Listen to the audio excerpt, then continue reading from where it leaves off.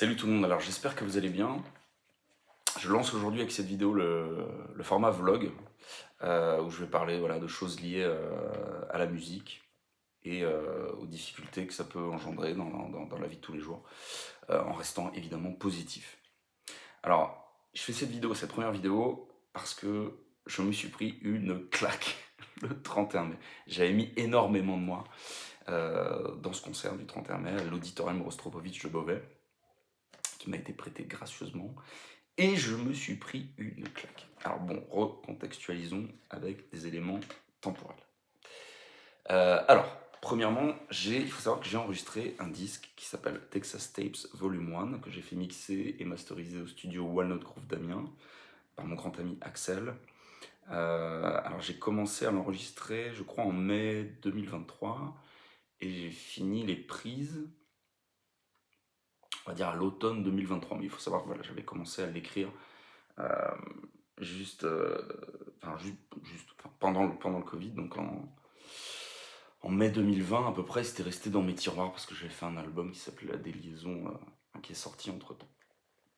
Donc voilà, pour la première fois de ma vie, j'ai essayé d'anticiper un petit peu toutes les choses, de travailler un petit peu en amont. Une des premières choses qu'on a faites avec mon frère, c'est de créer un site internet. Enfin, c'est mon frère qui l'a créé, donc merci à lui, dans lequel on a choisi de mettre plein de choses, voilà, que ce soit des textes, euh, une partie blog, des infos, des photos, une bio, etc. pour vraiment immerger les gens dans le projet. Donc voilà. Ensuite, j'ai préparé la mise en ligne du disque sur les différentes plateformes numériques. Donc ça, c'était assez compliqué. Je suis passé par un distributeur qui gère un petit peu tout, qui s'appelle TuneCore. C'est une plateforme de distribution. Et voilà, c'est un truc que j'ai vraiment surveillé quotidiennement parce que j'avais peur qu'il se plante. Et ça a été le cas sur des titres, sur mon nom, etc. Enfin, il y a d'autres Christophe Leroy dans le monde. Il fallait pas que je sois associé à ces gens-là. Bon, bref, c'était assez compliqué. Je suis désolé, hein, je lis l'affiche en même temps, c'est la première fois que je fais ça. N'hésitez pas à me dire ce que je peux modifier pour la suite. Ensuite, en mars, j'ai préparé avec une équipe technique, avec Bulldog Association, qui est une équipe basée sur Amiens. J'ai tourné des vidéos, un petit peu des pastilles qui parlaient de chaque chanson pour teaser un petit peu en amont l'album, dont j'avais prévu la sortie le 1er juin. Donc ça n'a pas bougé, ça c'était cool. Je suis resté fidèle à mon plan de départ. Avec ma copine, avec Mathilde, on a tourné, enfin on a créé des vidéos générées par intelligence artificielle. Donc ça c'était super cool à faire, avec Midjourney, un peu de montage. Enfin, c'est elle qui a géré, elle est très compétente là-dedans maintenant. Et voilà, on a généré des petites vidéos, pareil, pour teaser un petit peu sur l'album. Euh, j'ai fait imprimer des affiches. Évidemment, avant ça, j'avais fait des photos, hein, pour la cover du disque, que je voulais évidemment influencé par la country music. Je me suis inspiré d'une pochette de George Jones. Et j'ai fait des photos avec mon grand ami Elwood, sur Amiens, dans son studio, enfin près d'Amiens. Et j'ai travaillé avec un graphiste qui est un ancien élève à moi, qui s'appelle Maxime. Et on a travaillé sur l'agencement des différents éléments de la pochette, avant, arrière, que j'ai envoyé après au pressage. Bref, tout était cool à peu près à ce moment-là. On était vers mars-avril, on va dire. Les premiers soucis que j'ai vus apparaître, en gros, c'est le manque de soutien des sites dédiés à la musique alentour. Parce qu'évidemment, je fais ma promo moi-même, donc j'avais envoyé un petit peu le communiqué de presse qu'on avait fait avec mon frère. Enfin, un petit peu, je l'avais envoyé massivement, on va dire, à des acteurs de la scène locale, musicale, ou nationale aussi. Et j'avais pas trop de réponses, donc j'ai vu que le mot country, un petit peu, je pense que ça les emmerdait, c'était un gros mot, ça leur faisait peur, ça faisait apparaître un côté un petit peu patriote, ou alors des gens qui dansent dans des bars, là, vous savez, espèce de danse bizarre. Sauf que moi, voilà, j'ai un côté beaucoup plus dans ma musique et dans ce que j'écoute, on va dire, je suis plus du côté de Johnny Cash que Billy Ray Cyrus, par exemple. Et c'est dur à expliquer en France, c'est un truc je sais pas, qui passe mal. Donc pareil pour les salles, les clubs, j'avais pas de réponse. Évidemment, il y a eu des exceptions, hein, de chroniques que j'ai eues et je suis très content, merci à eux. Et de gens acteurs de la scène musicale qui m'ont booké et c'est cool et qui m'ont fait confiance et merci à eux, vraiment. Mais voilà, ça m'a interpellé un petit peu ce manque de trucs. Bon, j'ai fait un truc en radio. Euh, Merci Énergie. Mais bon, tout ça, voilà, c'est pas grave. Moi, je voulais quand même prévoir un truc de fou pour le 31 mai, puisque la sortie du disque, c'était le 1er juin, et le 31 mai, c'était le showcase un petit peu de ce qu'on appelle aujourd'hui une release party, un petit peu. Donc, j'ai eu, via la ville de Beauvais, merci à eux, l'auditorium Rostropovitch, merci à eux aussi pour les Lispas aussi.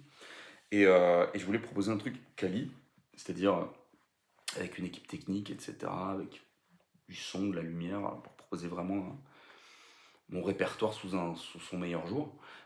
J'ai eu mon groupe, voilà, mon groupe de musique j'ai monté un groupe, les Scranton Stranglers, qui m'ont suivi aveuglément, enfin merci infini à eux. Et on a fait des répètes et c'était super cool autour de mes chansons avec de reprises. Et voilà, tout ça arrive, on arrive au jour J, donc le jour du concert, le 31 mai, et bam, 30 entrées payantes. Alors, après, bien sûr, j'avais fait des réserves, j'avais fait un système de réserve, mais j'avais pas investi dans un système de réservation payante sur mon site, puisque voilà, j'ai un terminal de paiement. Non, mon cerveau, il sait pas faire, j'avais pas envie de passer du temps là-dessus, j'ai pas envie de professionnaliser le truc, enfin, honnêtement, ça me fait chier. Je suis autonome, je suis indépendant, mais j'ai pas envie de m'embêter avec des trucs comme ça, quoi. Petite erreur stratégique peut-être, je ne sais pas.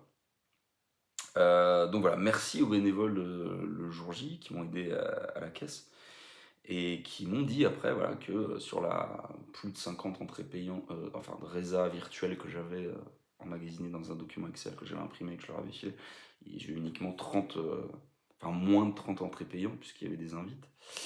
Et donc j'ai pas récupéré assez de sous pour couvrir toutes les dépenses que j'ai eues.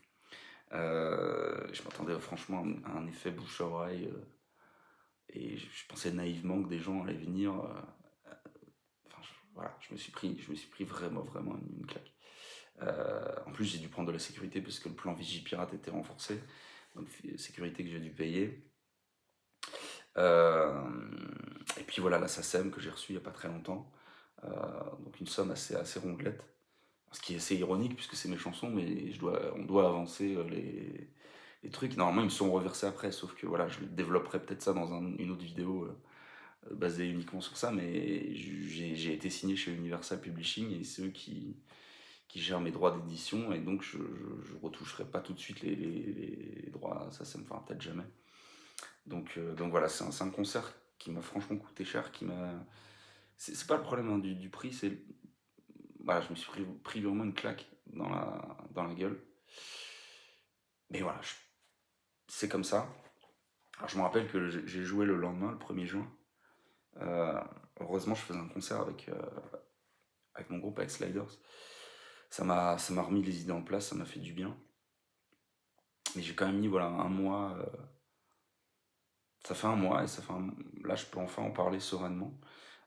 Et je suis pas du tout là en train de m'apitoyer. Je suis désolé, hein, je sais pas du tout où regarder, ça va s'arranger dans les prochaines vidéos. Je suis pas du tout en train de m'apitoyer sur mon sort, c'est pas du tout ça. C'est juste que voilà, je trouve ça sain et honnête de parler des échecs autant que des trucs positifs. J'ai l'impression que les musiciens, enfin les gens, voilà, au niveau national ou local, ils éludent un petit peu ça, ils disent toujours tout va bien, c'était cool, merci à vous, machin. Et je trouve ça plutôt voilà, transparent de parler aussi des échecs et c'est important. Euh, et paradoxalement, voilà, ça m'a donné une énergie de fou de vivre ça. Je referai pas les mêmes erreurs. J'ai analysé un petit peu tout ce qui avait été, tout ce qui n'avait pas été, etc. Et après le concert en lui-même, je suis super content. Je suis méga reconnaissant des gens qui m'ont suivi dans ce truc, des gens qui sont venus au concert. Je les adore. Et j'espère que plein d'autres voilà, découvriront le projet après. Je suis déjà en train de bosser sur le volume 2. Et voilà, c'est peut-être fou, mais j'ai ce côté un petit peu aveugle où je me dis, bah, ça me donne la niaque encore plus. Et, et voilà, j'avais envie de parler de ça et ça me fait du bien de partager ça avec vous. J'espère à très bientôt pour d'autres vidéos de ce type-là. Ciao!